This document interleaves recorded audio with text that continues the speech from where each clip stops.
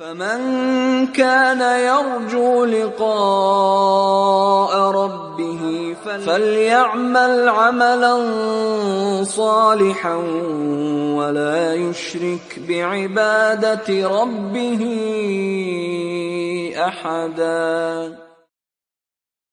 Bismillahirrahmanirrahim. Assalamualaikum warahmatullahi wabarakatuh. Alhamdulillahirabbil alamin.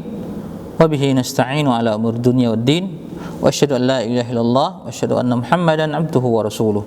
Allahumma shalli ala Muhammad wa ala ali Muhammad. Ikhwani wa akhwati rahimani wa rahimakumullah. Kita berjumpa kembali pada kajian As-Sunnah. Ini kajian yang kelima, masih membahas tentang kesempurnaan Islam bagian yang kedua. Kesempurnaan Islam bagian kedua. Ikhwani wa akhwati rahimani wa rahimakumullah. Tidak tergambar bila seorang itu memberi tambahan dalam perkara agama ini, sedangkan sikap menambahkan termasuk sikap istidrak atau sikap mengoreksi, memberikan perbaikan terhadap Allah Subhanahu wa taala.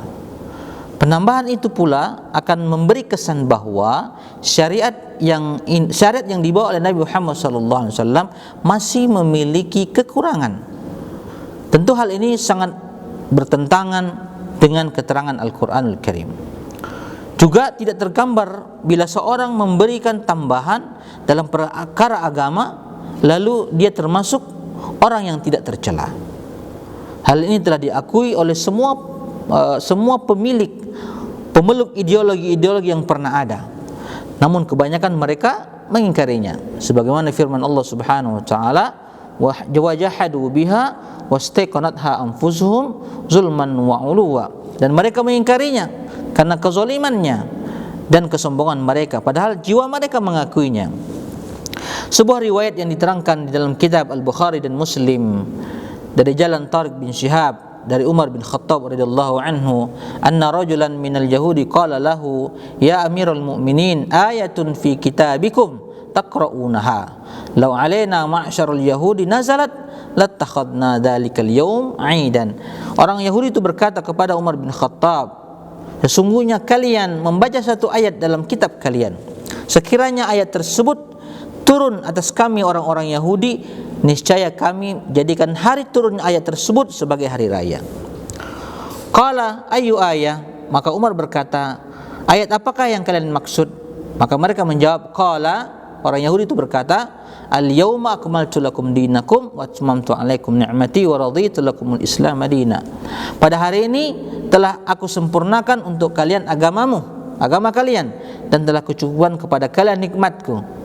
Qala Umar, kemudian Umar berkata, qad arafna dzalikal yaum wal makan alladhi nazalat fihi 'ala an-nabi sallallahu alaihi wasallam wa huwa qa'imun bi Arafah yaumal Jum'ah. Umar bin Khattab, demi Allah, kami sungguh mengetahui kapan atau hari apa dan tempat di mana tempat ayat tersebut turun, yaitu turun atas Nabi sallallahu alaihi wasallam ketika beliau berdiri berkhutbah di hari Jumat di Arafah.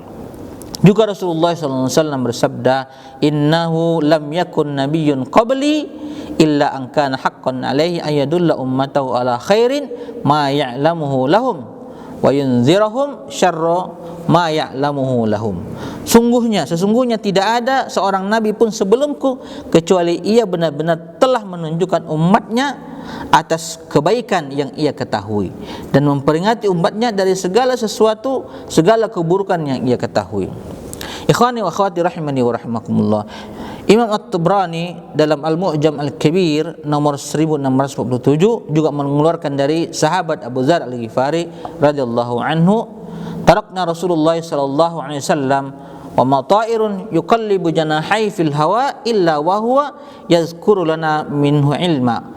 Faqala Rasulullah sallallahu alaihi wasallam, ma baqiya syai'un yuqarribu minal jannah wa yuqarribu minal jannah wa yubaidu minan nar illa wa qad buyyina lakum.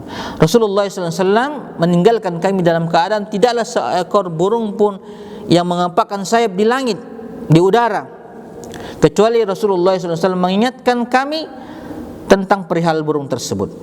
sebagai sebuah pengetahuan yang harus kami ketahui.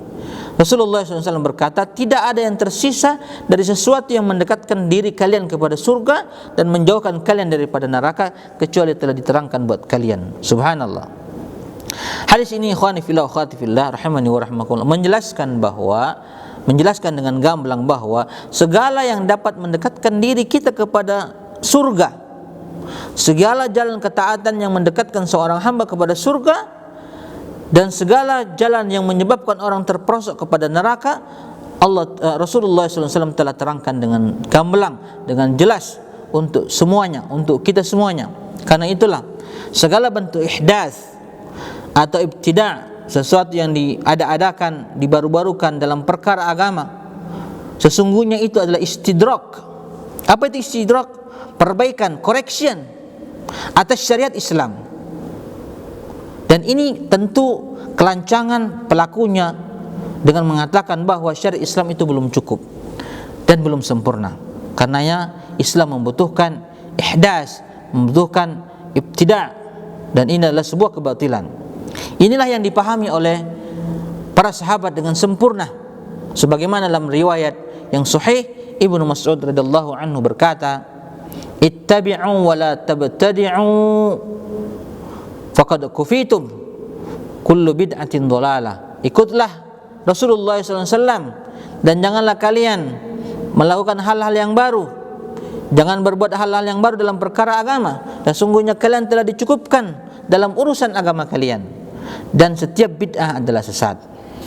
Ikhwani wa akhwati rahimani wa rahimakumullah, sesungguhnya orang yang menilai baik terhadap bid'ah berarti telah mengklaim bahwa syariat Islam itu belum sempurna. Maka firman Allah Subhanahu wa taala, al-yauma akmaltu lakum dinakum, pada hari ini telah kusempurnakan untukmu, untuk kalian agama kalian. Tidak memiliki makna sedikit pun di atas mereka, Tidak ada artinya firman Allah Subhanahu wa taala bagi mereka. Subhanallah. Jika demikian halnya ikhwani fillah akhwati fillah, maka sesungguhnya arti dari perkataan atau perbuatan seorang mubtadi, ahli bid'ah, yang berbuat bid'ah, berbanding lurus dengan mengatakan bahwa syariat Islam belum sempurna. Ada banyak hal yang tersisa yang harus disempurnakan. Karena apabila ia yakin tentang kesempurnaan syariat Islam, ia yakin bahwa Islam sudah sempurna dari segala segi, maka ia tidak pernah melakukan hal-hal tersebut, tidak pernah melanggar perintah Rasulullah SAW dalam hal bahwa Rasulullah SAW mengatakan segala perkara yang dibaru-barukan dalam agama adalah bid'ah. Ikhwani wa akhwati rahimani wa rahmakumullah, orang yang berpandangan seperti itu sesungguhnya dia telah tersesat dari jalan yang lurus. Orang yang mengatakan bahwa agama ini masih butuh bid'ah baru, bid'ah hasanah, maka dia telah tersesat dari jalan yang lurus. Ibnu Majisun rahimahullah ta'ala berkata, sami'tu Malikan yaqul man ibtada'a fil islami bid'atan yaraha hasanah faqad za'ama anna Muhammadan sallallahu alaihi wasallam khana ar-risalah lianna Allah yaqul al-yawma akmaltu lakum dinakum fama lam yakun yawma idzin dinan fala yakunul yawma dinan. Saya mendengar Imam Malik rahimahullah ta'ala berkata, barang siapa yang melakukan bid'ah dalam Islam kemudian dia menganggapnya baik, melihatnya baik, sebuah kebaikan, maka ia telah menuduh Rasulullah SAW, Muhammad Rasulullah SAW mengkhianati risalah Allah Subhanahu wa ta'ala, risalah kenabiannya, risalah kerasulannya. Karena Allah Subhanahu wa ta'ala berfirman, al-yawma akmaltu lakum dinakum, hari ini aku telah sempurnakan agama kalian untuk kalian. Maka apapun yang tidak termasuk agama pada zaman Nabi sallallahu alaihi wasallam hidup, yang tidak diajarkan Nabi sallallahu alaihi wasallam, tidak pernah menjadi agama hari ini. Itu perkataan siapa? Perkataan Imam Malik rahimahullah ta'ala. Ikhwani wa akhwati rahimani wa rahimakumullah, masalah-masalah agama dan ibadah-ibadah yang sahihah adalah sesuatu yang diterangkan oleh Allah Azza wa Jalla melalui lisan Rasulullah sallallahu alaihi wasallam sebagai utusannya. Karena memang itu adalah fungsi Rasulullah sallallahu alaihi wasallam sebagai penyampai risalah, penyampai wahyu daripada Allah Subhanahu wa taala. Maka siapapun yang menambah atau menguranginya, ia telah menyalahi sang hakim yang maha pencipta lagi maha penguasa, yakni Allah Subhanahu wa ta'ala. Ibadahnya itu yang ia anggap ibadah padahal itu bid'ah akan menjadi kemaksiatan yang tanpa ia sadari. Subhanallah. Maka ikhwani wa akhwati rahimani wa rahmakumullah, agama ini telah sempurna. Tidak bisa ditambah dengan segala sesuatu yang berasal dari akal yang rusak dan imajinasi murahan. Dalam Al-Qaul Al-Mufid halaman 38, ketika mengomentari pandangan Ahlul Bid'ah, Imam Asy-Syaukani rahimahullah ta'ala berkata, apabila Allah telah menyempurnakan perkara agama ini sebelum meninggalnya Rasulullah SAW, lalu pandangan macam apa yang diada-adakan oleh orang yang berlaku bid'ah, yang berbuat bid'ah setelah Allah Subhanahu wa ta'ala menyempurnakan agamanya? Jika hal tersebut menurut mereka termasuk dari perkara agama, maka menurut mereka agama Islam ini tidak sempurna, belum sempurna kecuali dengan pendapat-pendapat mereka, kecuali dengan kreasi-kreasi mereka. Dan ini ikhwani fillah sesungguhnya adalah penolakan terhadap Al-Quranul Karim. Namun jika menurut mereka ini bukan perkara agama, lalu untuk apa mereka menyibukkan dirinya, membuat dirinya capek dengan amalan-amalan yang tidak termasuk daripada bagian ajaran Islam? Subhanallah.